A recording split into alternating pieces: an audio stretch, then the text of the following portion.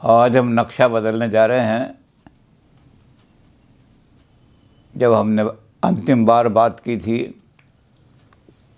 कि हेगल की बड़ी टावरिंग पर्सनैलिटी है, बहुत ऊंची पर्सनैलिटी है, और जितनी आदमी की टावरिंग पर्सनैलिटी होती है उतना ही दोनों तरफ से यानी उसके फॉलोअर भी बहुत बन जाते हैं और उसका क्रिटिसिज्म भी बहुत होता है।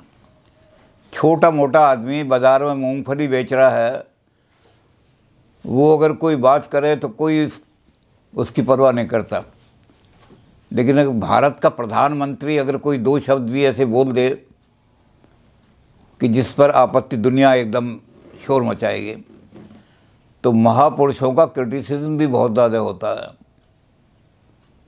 और महापुरुषों के समर्थक भी बहुत होते हैं। अब हम जब नक्शा बदलने जा रहे हैं तो हेगल के समर्थकों को हम छोड़ रहे हैं। हेगल के बहुत समर्थक हैं। इंग्लैंड में तो आइडियलिज्म बहुत खड़ा हुआ, जिसमें बड़े बड़े आदमी ब्रैडले आए, बोसांके आए, टी.एच. ग्रीन जैसे आदमी आए, प्रिंगल पैटिसन हैं, अमेरिका में केरल खड़े हैं। सिवाय फ्रांस को छोड़ करके हेगल का इन्फ्लुएंस सारे ऐसे लोगों में रहा है जो हाई इंटेलेक्चुअल क्लास रही हैं और अध्यात्मवाद की ओर, एब्सोल्यूटिज्म की ओर झुकी रही हैं थोड़ी सी भी। उनको हेगल ने बहुत ऊंचा उठा करके एक दर्शन खड़ा कर दिया है, बड़ा मजबूत। लेकिन जो हेगल के अपोनेंट हैं,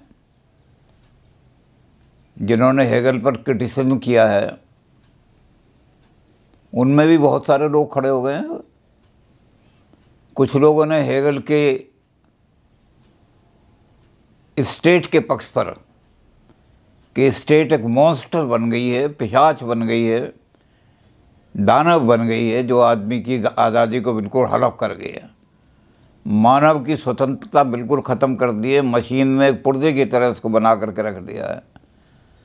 तो जो ऐसे लोग थे जो मानवतावादी थे या मानववादी थे, मानवतावाद में और मानववाद में भी बहुत अंतर है, तो जो मानववादी थे उन्होंने हेगल पर यही आरोप लगाया है कि स्टेट इतनी ज़बरदस्त, स्टेट को ख़त्म करना चाहिए, स्टेट कोई परमानेंट एजेंसी नहीं है, और स्टेट को डिवाइन राइट दे करके कि डिवाइन ओरिजिन है, इन्होंने उसको और भी मजबूत कर दिया है स्टेट की पकड़ को। तो ऐसे लोग जिन्होंने फ्रीडम ऑफ ह्यूमन बीइंग, वैसे तो बहुत लोग हैं जिन्होंने हेगल, जैसे हेगल के खिलाफ पॉजिटिविज्म खड़ा हुआ, हेगल के खिलाफ प्रैग्मेटिज्म खड़ा हुआ, हेगल के खिलाफ न्यू रियलिज्म खड़ा हुआ। न्यू रियलिज्म तो बड़े बड़े एग्जिस्टेंशलिज्म खड़ा हुआ, नित्से खड़े हुए हैं। ये हेगल के खिलाफ बहुत खड़े हुए। और हेगल का जो सबसे ज़्यादा निकट शिष्य रहा, उसको बड़ी चिंता ये रही कि मैं अपने गुरु की बात को अच्छी तरह समझ नहीं पाया, क्योंकि जो टर्मिनोलॉजी यूज बाय हेगल है वो इतनी गूढ़ है कि मैं उसको अच्छी तरह से पकड़ नहीं पाया। वो थे कार्ल मार्क्स। हेगल के साथ ही हेगल के और पुराने शिष्य, उनका नाम था फ्यूअरबाख। वो फ्रांस में गए थे, हेगल के समर्थक नहीं थे। जैसे मैंने कहा कि हेगल के आइडियलिज्म का फ्रांस पर असर नहीं पड़ा ज़्यादा, एक आध आदमी वहाँ हुआ, लेकिन हल्का मुल्का फुल्का हुआ, क्योंकि फ्रांस में क्रांति ज़बरदस्त हुई थी। और वो क्रांति जो थी, वो क्रांति थी किस बात की? Liberty, equality, fraternity. उस क्रांति में 3 शब्द थे। आज वो दुनिया के आधारभूत मूल्य बन गए हैं। जैसे प्राचीन काल में यूनानियों ने जो मूल्य बनाए थे वो आज तक हट नहीं सके। Truth, beauty, goodness. और भारत ने भी यही मूल्य बनाए थे, सत्यम, शिवम, सुंदरम। बड़े बड़े तूफान आए लेकिन इन मूल्यों को कभी नहीं हिला सके। ये मानव मूल्य शाश्वत मूल्य माने जा रहे हैं। तो ऐसे ऐसे मूल्य जो हैं पुराने सारे निकल कर के आए।